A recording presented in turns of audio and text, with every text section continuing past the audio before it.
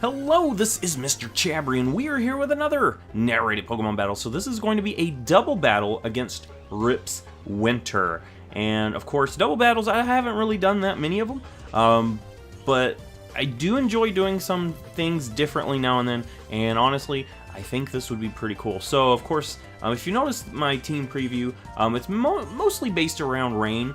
We got Pelipper and Mega Swampert. And I also have Incineroar and Crobat, the Pokemon that I've actually used in the February International Challenge. If you'd like after this, go ahead and check those out. They're all VGC battles. So here we're going to lead off with Klefki and the Incineroar. I mainly want to get some Intimidate pressure on my opponent.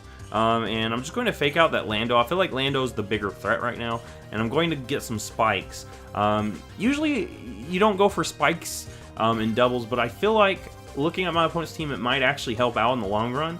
So I'd like to get a few layers of spikes here. And with that fake out, we're going to make it where the Lando doesn't EQ us. We do see the Tailwind on that Zapdos. That means my opponent's going to outspeed us for the time being.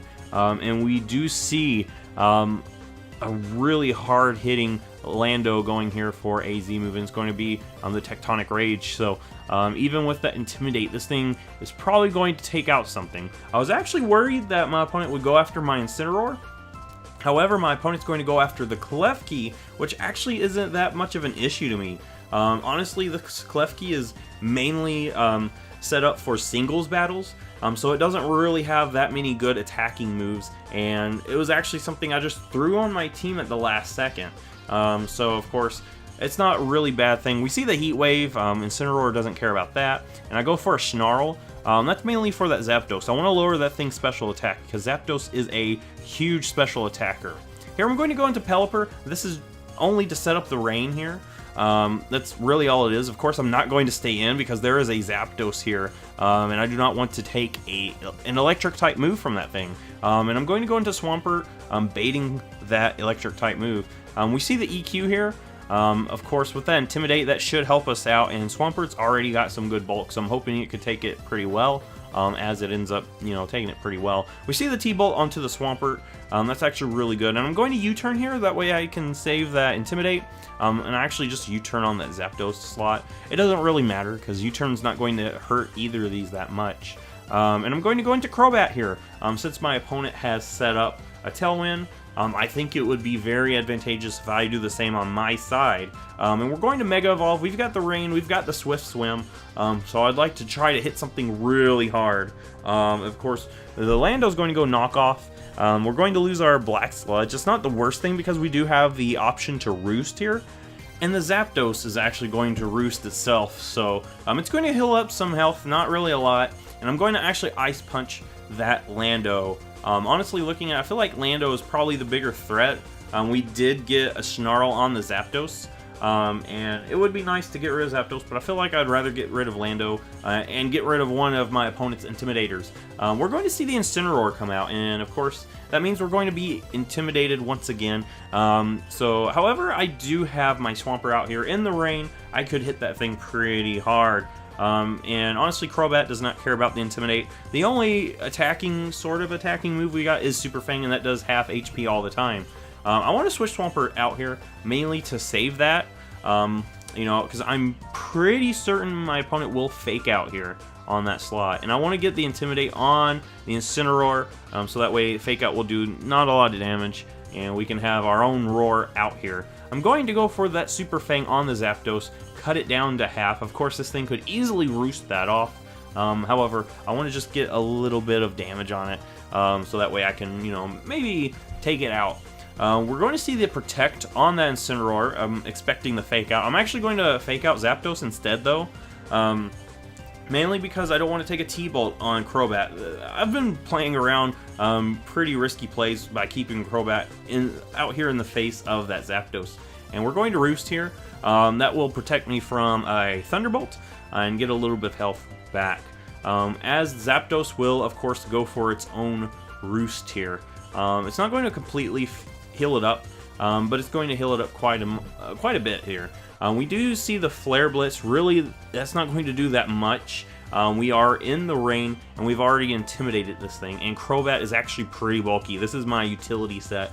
We're going to go ahead and Snarl here, mainly for that Zapdos. I want to make it where Zapdos cannot really touch us that hard. And we see the Zapdos switch out here, mainly to get that special attack back to normal.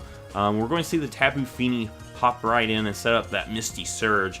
So that means we can't burn anything, we can't put things to sleep, and we can't poison things. We're going to see the Metagross come in on the Incineroar slot, mainly to take advantage of the rain, I guess, to prevent, fire moves from doing that much. We're going to Super Fang the Fini, which is honestly alright with me. It would be nice to do that, and we're going to Snarl here. Of course, it's not going to do much to either of these, just because Snarl's not really that powerful, and Incineroar is not a really powerful special attacker, but that's actually very important on that Tapu Fini, because most of the time they are special attackers. However, Metagross, it doesn't really do much for that. I'm going to go into Roserade here. Honestly, I am predicting a Water-type move, and possibly, I don't know what I'm predicting for Metagross, but I don't see this thing going for a Psychic-type move, so I'm predicting a Water-type move. However, the Tapu Fini will protect here, and I'm just going to go ahead and get that Tailwind back up.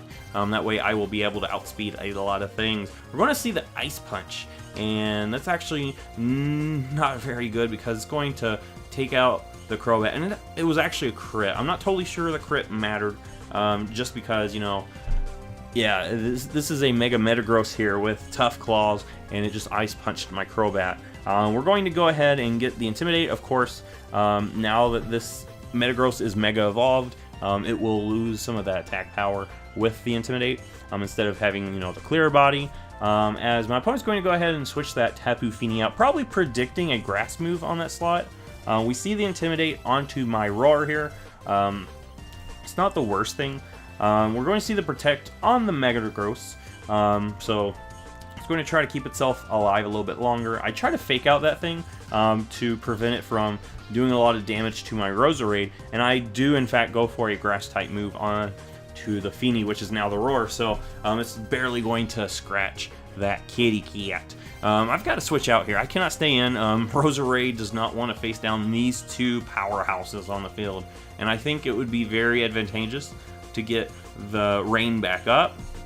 We see the fake out from the opposing Incineroar onto my Roar, and we actually see the Stomping Tantrum. So that's actually a pretty interesting move.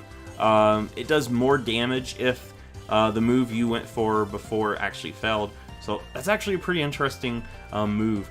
I'm going to go Swampert here, and of course, if you're looking at my opponent's team, my opponent has the Metagross and the Incineroar right here, both of which are actually weak to Earthquake. And I've got my, so I'm going to go for the Earthquake. I've got my Pelipper out here, so it doesn't have to worry about Earthquakes. However, these two Pokemon are actually going to go for a Protect together. I guess to scout out what I would want to go for. Of course, I'm going to go Earthquake on these two. And we see a switch on my opponent's side. In order to keep that Mega Metagross alive, because Mega Metagross, is actually a very, very bulky and powerful Pokemon. It's super fast, super strong, and super bulky. We see the Tapu Fini come out. It's going to take some spike damage, but it's actually going to eat a berry to heal itself up. And we see the Roar actually switch out into Amoonguss. Both of which my opponent's probably hoping can take an Earthquake. Of course, Amoonguss probably will take that very well, because Amoonguss is a very bulky Pokemon, but hopefully we can get some good damage on that Fini. It is a bulky Pokemon too, but not as bulky usually as Amoonguss.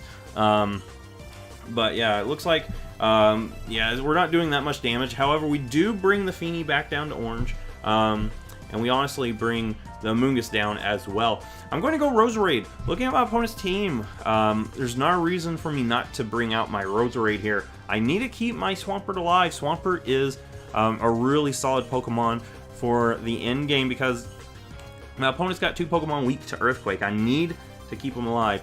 I'm going to Hurricane that Amoonguss as we take a Muddy Water. Honestly, I saw a Water-type move coming, so I didn't want to stay in with my Swampert. That ground typing means it's going to take some decent damage from Water-type moves.